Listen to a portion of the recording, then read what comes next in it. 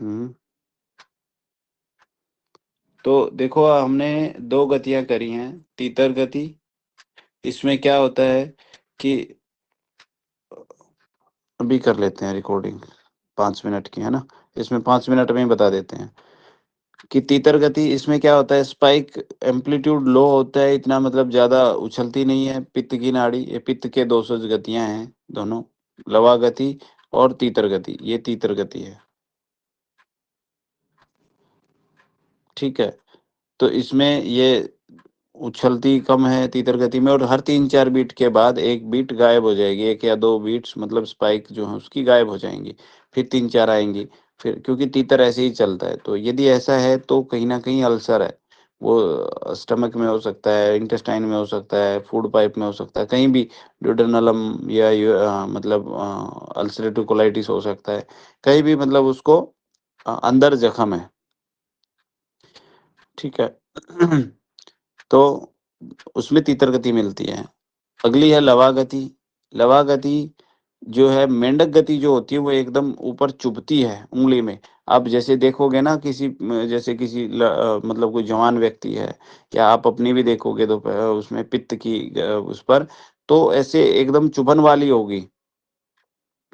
आप अभी चेक करके देखो, आप अपनी पित्त की नाड़ी पर आप अभी अपनी पित्त की उंगली रख के देखिए।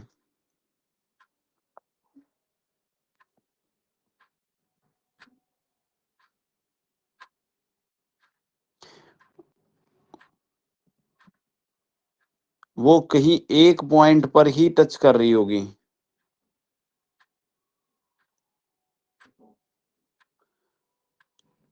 कि आपने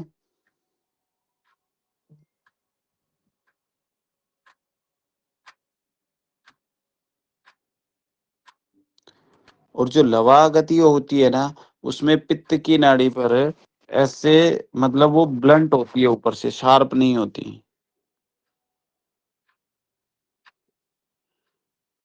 ठीक है, ब्लंट होती है, ऐसे रुकेगी ऊपर, मतलब ऐसा लगेगा कि नाड़ी ऊपर आई और ऊपर रुकी है। जैसे हम पहाड़ पर चढ़े हों और चढ़ते ही तुरंत उतर गए हो, तो मेंढक गति है। और लेकिन पहाड़ पर रुके और थोड़ी देर, पहाड़ पर चढ़े और थोड़ी देर रुके तो उतरे, तो वो लवा गति है। लवा गति जिस किसी को भी मिलेगी तो यूरिनल प्रॉब्लम मिलेगी, यानी कि वहां पर कोई ना कोई गांठ है, यूरिन से रिलेटेड कोई ना कोई गांठ है। प्रोस्टेटाइटिस, प्रोस्टेट मिल सकता है या सिस्ट मिल सकता है मेल में, और फीमेल है तो सर्विसाइटिस मिल सकता है, पीआईडी मिल सकता है। ठीक है, यानी कि यूरिनल ऑर्गन से रिलेटेड प्रॉब्लम मिलेगी,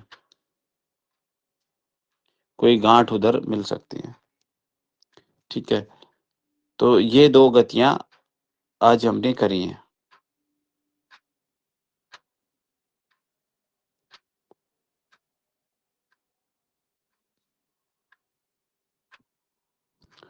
ठीक है जी, देखी क्या आपने? देखिए सर, सर मेरी ये पित्त गति वाला बहुत स्लो चल रहा है। स्लो तो अभी कफ का काल है ना प्रभु, अभी अभी कफ का काल है ना। और स्लो चल रहा है तो कफ के समय में तो स्लो चलेगा, लेकिन स्लो तो है क्या, एक उस पे मतलब वो ब्लंट है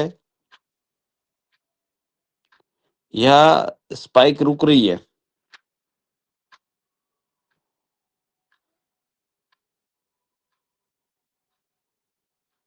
फिर से चेक करिए सर।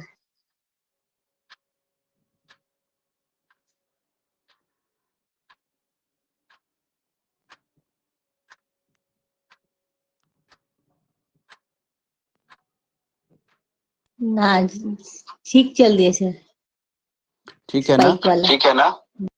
हाँ।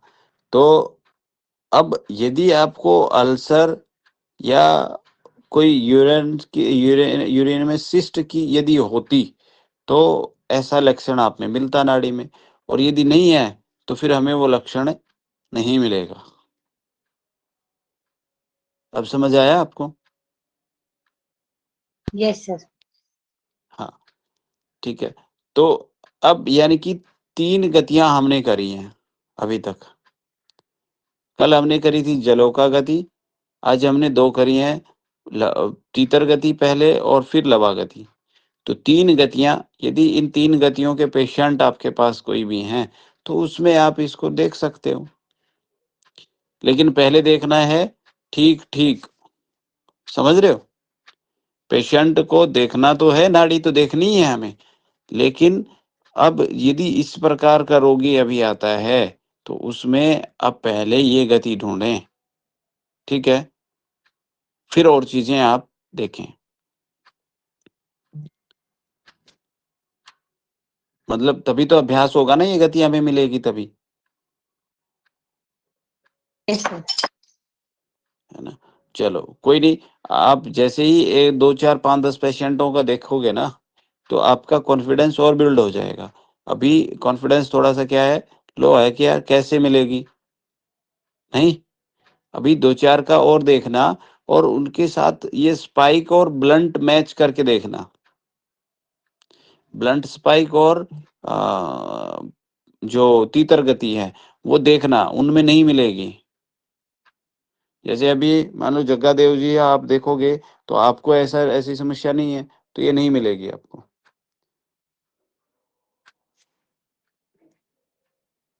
ठीक है जी? चलिए इनके बारे में और कल डिस्कस करेंगे हम इस स्पाइक को। कल संडे है ना सर, नहीं है क्लास? अच्छा, कल संडे है, हाँ, कोई मंडे को करते हैं फिर, है ना? तो आप लोग जो है इसको जानना है, इसको देखना है ना? यदि कोई आपके पास आते हैं क्या ऐसे पेशेंट, हेमा जी या जग्गादेव जी? सर ऐसे पेशेंट तो सर जैसे नॉर्मली मैं किसी को अल्सर, यूरिनरी इन्फेक्शन, ये सब तो किसी किसी को होता है सर, आते हैं हाँ, ऐसे। नहीं इन्फेक्शन तो है, लेकिन सिस्ट होनी चाहिए वहाँ पे, है ना? प्रोस्टेट हो गया, सिस्टाइटिस हो गया, सिस्ट होनी चाहिए। तो यदि ऐसे आते हैं ना, तो उनको आपको क्या करना है, ये अपने एक पेज में अलग बना लो। मतलब जैसे आप नोट्स जो बना रहे हो उसमें तो बना ही लो, लेकिन गतियाँ एक पेज पर अलग से लिख लो, गति। उसपे केवल गति का नाम, गति का डिज़ाइन, मतलब उसकी ड्राइंग कैसे चलती है वो, और उससे रिलेटेड प्रॉब्लम, बस। और सारी की सारी गतियाँ उस पर लिख के रख लो, ठीक है? तो वो उससे क्या होगा कि आपको वो ध्यान रहेंगी, अच्छा ये मिलती हैं।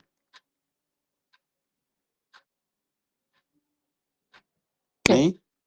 और उसके ऊपर वात, पित्त, कफ लिख लो, ये वात में है, ये पित्त में है, ये कफ में है।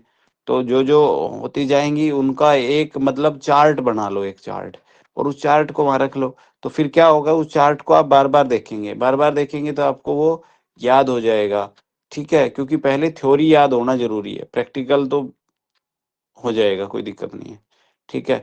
थ्योरेटिकल हमें याद रहना, क्योंकि हमने मान लो गति तो देख ली उसकी नाड़ी की, अब जब हमें मतलब वो चीज़ पहले पढ़ रखी होगी तभी तो मैच करेंगे ना। मतलब कोई अंदर सामान होगा हमारे पास, तभी मैच होगा। भई आप मान लो आपके पास दुकान में हम आए और आप कपड़ा बेचते हो और मैं एक रंग का एक टुकड़ा ले आया कपड़े का कि ये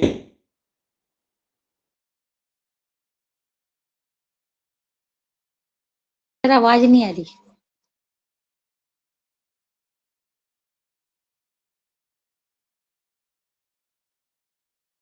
मैं आपको ना मैं कहूँ ये टुकड़ा दे दो, ठीक है? तो अब वो टुकड़ा आप लेके जाओगे अंदर, तो हो मैच होगा ना? भाई अंदर सामान होगा आपकी दुकान में, तो कपड़े का, तभी तो मैच करो। यदि कपड़ा ही नहीं होगा वो दुकान में, क्या मैच होगा क्या? नहीं सर। है ना? तो मतलब आप गतियाँ जो हैं, वो मैच करने के लिए वो पेशेंट तो आएगा कि मेरी मैच करो। वो यही तो मैच कराने के लिए आता है कि भई मेरी गति मैच करो तो।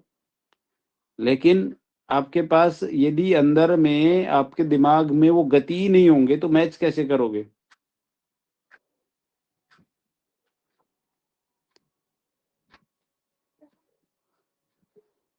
कुछ कुछ मैच कर पाए आप अभी भी? Yes sir, yes sir. हाँ, ठीक है। तो वो गति हमारे माइंड में फिट होना जरूरी है कि हमें मतलब वो पता हो कि ये गतियां होती है और ऐसे ऐसे होती हैं। तो जैसे ही पेशेंट आएगा तुरंत हम मैच कर लेंगे कि हाँ इसमें ये फॉल्ट है, ये गड़बड़ है, और वो सामने चार्ट रहेगा तो और उसको जल्दी से हम उसको वो कर लेंगे, है ना? Yes sir, yes sir. हाँ जी, ठीक है जी, ओके, गुड डे। और आप जो है ना जरूर इसको, कल संडे है तो आप जरूर इसको एक बार रिवाइज करें। Okay sir, thank you. Thank you so much sir.